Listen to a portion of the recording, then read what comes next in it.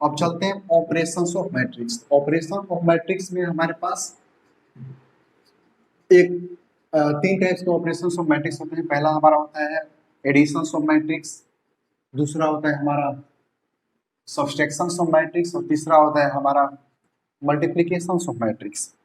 ठीक है, तो देखते हैं हम टाइप्स ऑफ मैट्रिक्स को रब कर देते हैं हम। अब देखते हैं हम operations of matrix. Operations of operation of matrix. अब ऑपरेशंस ऑफ मैट्रिक्स में क्या कहानी बता रही है हमारा कि ऑपरेशन ऑफ मैट्रिक्स में यहाँ पे तीन टाइप्स के ऑपरेशंस ऑफ मैट्रिक्स होते हैं। पहला होता है हमारा कि additions matrix, additions of matrix. दूसरा है होता हमारा सब्सट्रैक्शंस ऑफ मैट्रिक्स,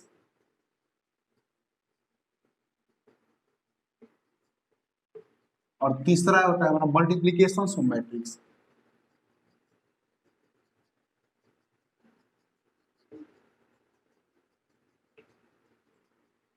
ठीक है, अब क्या है कि अब यहाँ पे क्या है कि अब ऑपरेशंस ऑफ मैट्रिक्स में तीन टाइप्स के operations of matrix, additions of matrix, subtractions of matrix और मल्टीप्लिकेशंस ऑफ मैट्रिक्स। तो अभी इस केस अब क्या होगा कि एडिशंस ऑफ मैट्रिक्स के कुछ अलग, एडिशंस ऑफ मैट्रिक्स के कुछ डिफरेंसेस होंगे, कुछ सब्सट्रैक्शंस के होंगे, कुछ मल्टीप्लिकेशंस होंगे, और डिफरेंसेस के साथ में इन तीनों के कुछ अलग अलग प्रॉपर्टीज भी होंगे। तो पहले इनको देखते हैं बारी बारी से, इनको देखते हैं, फिर इनके बाद इनकी प्रॉपर्टीज को देखेंगे। तो पहले देखते हैं एडिशंस ऑफ मैट्रिक्स। तो लेकर के चलते हैं पहला कि additions of matrix. Additions of matrix कहता है कि let matrix A and matrix B. ठीक है, तो कहता है कि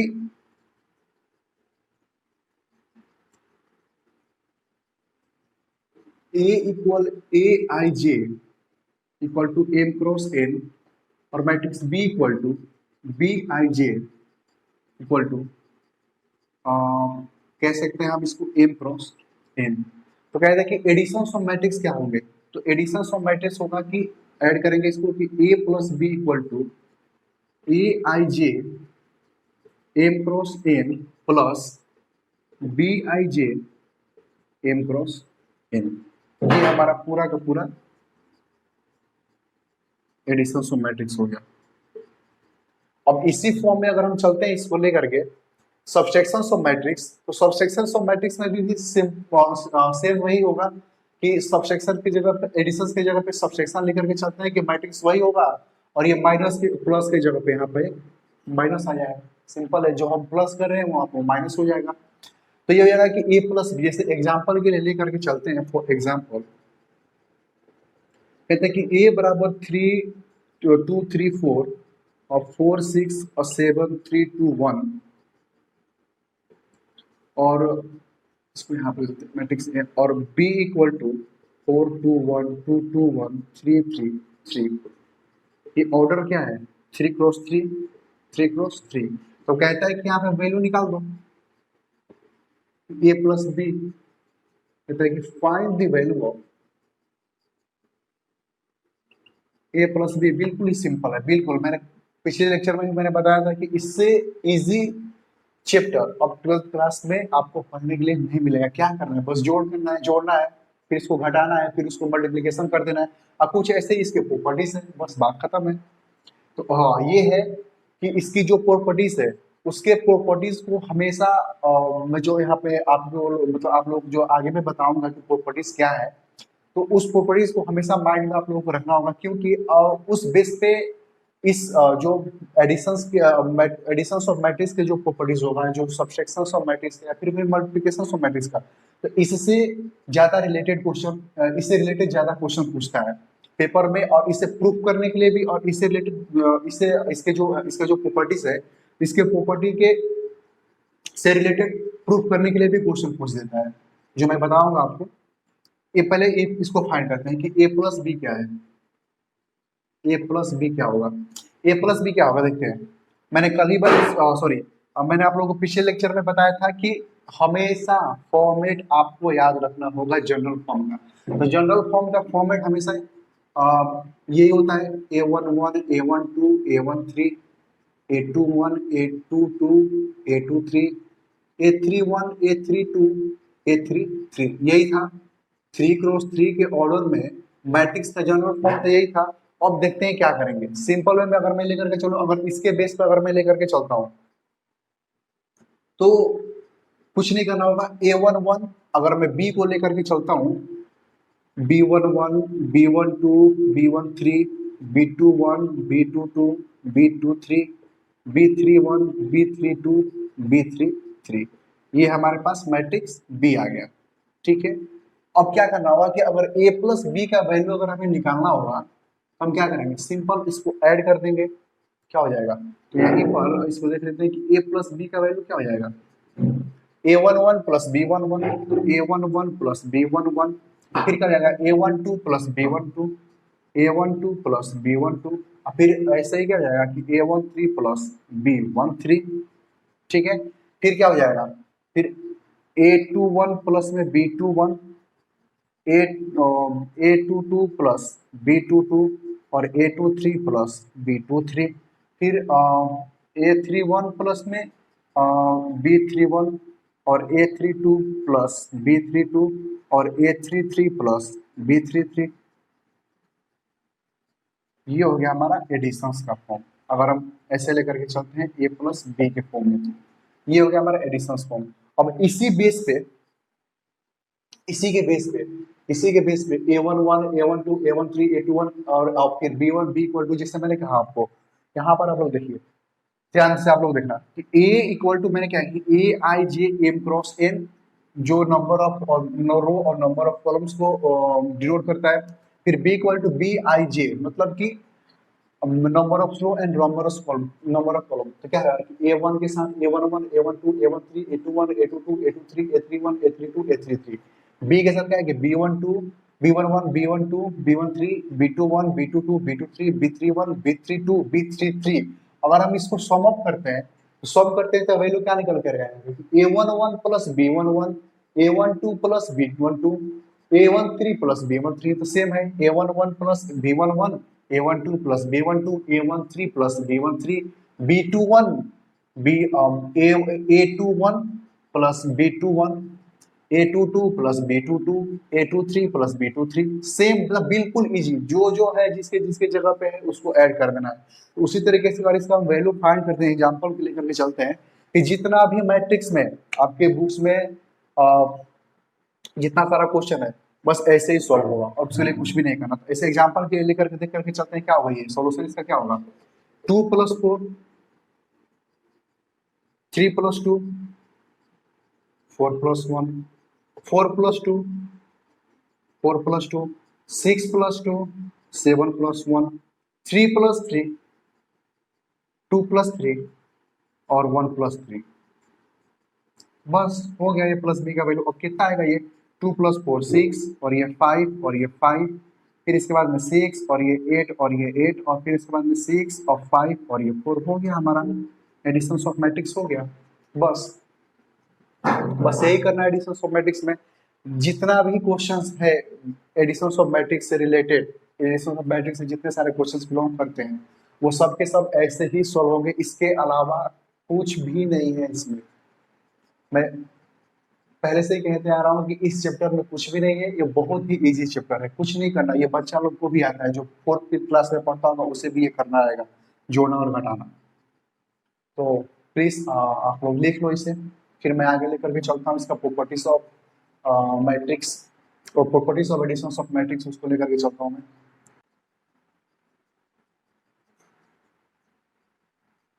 चलते हैं आगे इसके हम properties of matrix, properties of addition of matrix, देखते हैं हम क्या है properties of addition of matrix.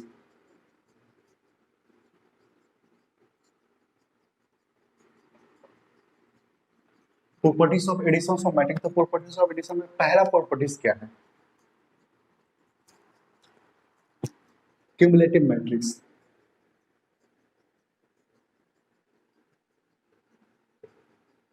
Cumulative matrix क्या होगा?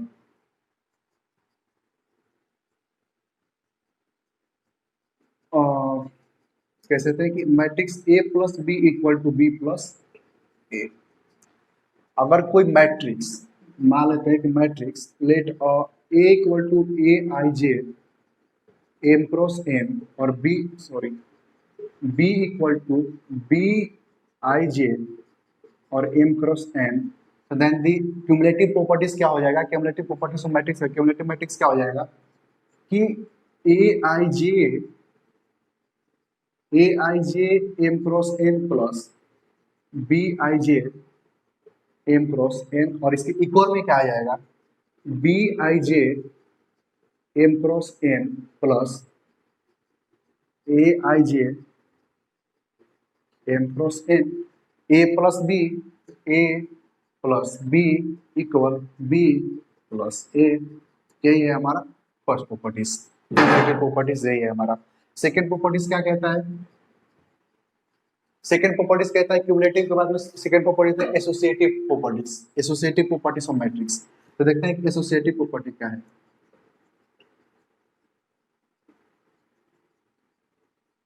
एसोसिएटिव मैट्रिक्स क्या है? कि ये हो जाता है कि ए प्लस बी प्लस सी, ठीक है, तो ए प्लस बी प्लस सी इक्वल ए प्लस बी सॉरी ए प्लस बी प्लस सी इक्वल ए प्लस बी प्लस सी। क्या करना होता है कि क्वेश्चन में दे देगा, जैसे मान लो क्वेश्चन में दे दिया कि मैट्रिक्स ए का वैल्यू समथिंग कुछ है, जैसे मान लो कि ए इक्वल टू कुछ भी दे दिया 2 3 2 1, बी का वैल्यू दे दिया 1 2 2 1 और सी इक्वल टू दे दिया 0 2 0 2। तो इस कंडीशन में हमें क्या करना होता है कि प्रूफ करने के लिए दे देगा कि आप प्रूफ करो एसोसिएटिव मैट्रिक्स। तो एसोसिएटिव मैट्रिक्स को प्रूफ करने के लिए हमें क्या करना होगा कि इस फॉर्मूले को हमें याद रखना होगा। सबसे पहले क्या करेंगे कि जब एसोसिएटिव प्रॉपर्टी जैसे ही बोलेगा प्रूफ करने के लिए, वैसे हमारे माइंड में क्लिक करना चाहिए कि यार एसोसिएटिव प्रॉपर्टी तो ए प्लस बी प्लस सी, ए प्लस बी प्लस सी, तो ए प्लस बी पहले ब्रैकेट में फिर प्लस सी और उसके इक्वल में होगा कि ए और प्लस बी प्लस सी ब्रैकेट में। कहने का मतलब ये है कि सबसे पहले हम ए और पी ए प्लस बी को ऐड करेंगे, ठीक है, ए प्लस बी को। जैसे यहाँ पे ए बी सी एग्जाम्पल में ले रखा है, तो यहाँ पे क्या करेंगे, ए यहाँ पे सबसे पहले करेंगे कि ए प्लस बी दोनों को ऐड करेंगे और उसके बाद में जो वैल्यू हमें मिलेगा, जैसे कि हम अब ए प्लस बी को हमने ऐड किया, तो जैसे मान लो ऐड किया तो कितना आ गया 2 + 1 3 और 3 + 2 5 और 2 + 2 4 और 1 + 2 2, ये वैल्यू आ गया। अब कहेगा कि अब आपको यहाँ पे ए प्लस बी आ गया, तो ए प्लस बी और फिर प्लस में ए प्लस बी आ गया, फिर प्लस में आपको सी करना होगा। तो अब हम जाकर के यहाँ पे 0 2 और 0 2 इसको करेंगे, तो वैल्यू क्या आएगा कि 0 + 3 3 5 + 2 7 4 + 0 4 और 2 + 2 4, ये जाकर के आ गया हमारा कि ए प्लस बी प्लस सी। अब ये जो वैल्यू आ गया, अब यही कहता है, अब फिर बोलेगा कि अब इसको अब क्या करो कि इसको प्रूव करो कि ये वैल्यू और ये वैल्यू दोनों हमेशा क्या होना चाहिए, बराबर होना चाहिए, एक दूसरे के इक्वल होने चाहिए। तो इसलिए मैं बता रहा हूँ ये है एसोसिएटिव प्रॉपर्टीज, ठीक है। और लिख लो आप लोग, इसके बाद फिर मैं लेके चलता हूँ इसका तीसरा प्रॉपर्टी और चौथा प्रॉपर्टी इसके पास।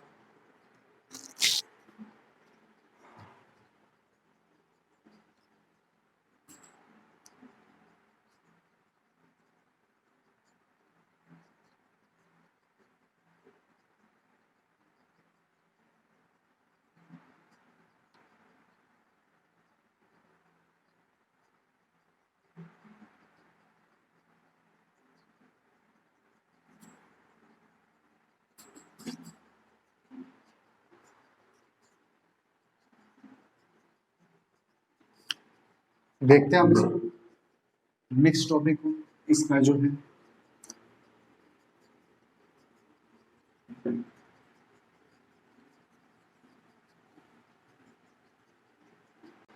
देखते हैं अपना तीसरा प्रॉपर्टीज है हमारा, तीसरा प्रॉपर्टीज है हमारा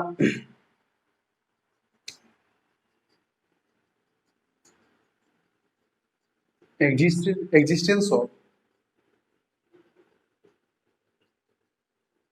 एडिटिव आइडेंटिटी, ये कहता है सिंपल कि a प्लस जीरो और जीरो प्लस ए इक्वल ए। कह सकते हैं हम कि लेट ए मैट्रिक्स का ए आई जे, यहाँ पर जाएगा कि A I J M cross M. और कल ही मैंने सॉरी, और पिछले लेक्चर में मैंने आपको बताया था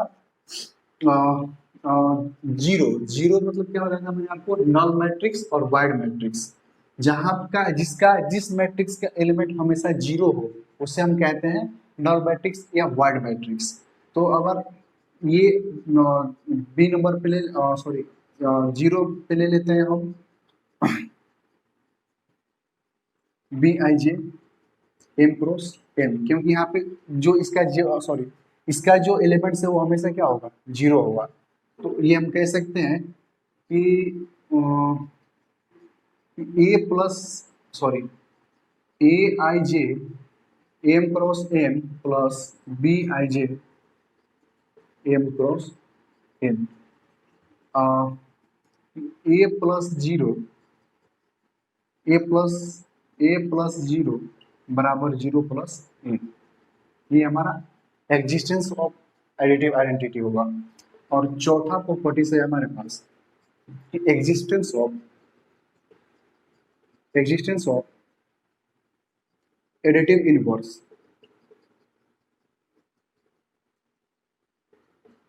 एग्जिस्टेंस ऑफ एडिटिव इनवर्स, तो इसका ये होता है कि ए प्लस बी बराबर जीरो और बराबर बी प्लस ए, जहां पे जीरो इक्वल टू नल और वाइड मैट्रिक्स, और यहां पर भी जीरो इक्वल टू नल और वाइड मैट्रिक्स। ये जीरो जीरो जीरो, तो जीरो इक्वल टू नल नल और वाइड मैट्रिक्स ये कह सकते हैं। और यहाँ पर भी, और आता है हमारा पांचवा cancellation matrix.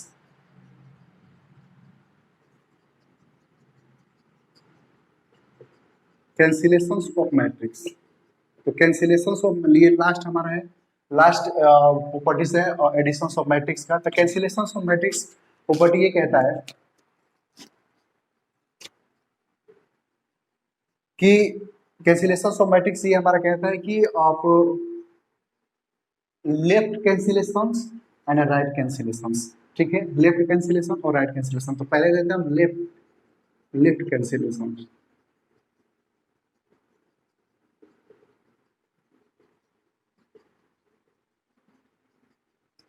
Left cancellation matrix में कहता है कि let matrix A B and C, तो कहता है कि लेफ्ट कैंसिलेशन करेंगे तो क्या होगा,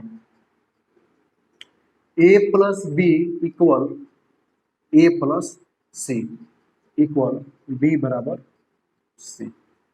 लेफ्ट कैंसिलेशन हमने लेफ्ट साइड से कैंसिल कर दिया, तो ये क्या आ गया हमारा बी बराबर सी। और सेकेंड वन इज हमारा है, और इन सब का यूज, ये जितने सारे फॉर्मूले हैं, जितने सारे मैं प्रॉपर्टीज लिखा रहा हूँ, इन सब का यूज आगे चल के जो प्रॉपर्टीज करवाने के बाद इसके बेस पे जब मैं क्वेश्चन कराऊंगा नेक्स्ट आगे चल के जब मैं क्वेश्चन कराऊंगा तब इन सब का यूज वहां पे आएगा। Total existence of additive identity, existence of additive inverse, associative law, cumulative law, तो सबका यूज आएगा। फिर लेफ्ट कैंसिलेशन राइट कैंसिलेशन में देखते हैं, राइट कैंसिलेशन ऑफ मैट्रिक्स। तो राइट कैंसिलेशन में राइट साइड से को कैंसिल करेंगे, B plus A equal C plus A equal to B बराबर सी,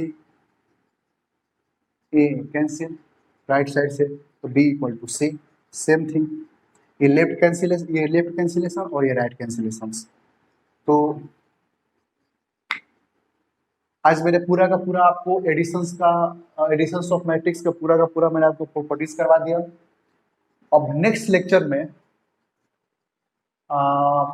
मल्टीप्लिकेशंस, सब्सट्रैक्शंस,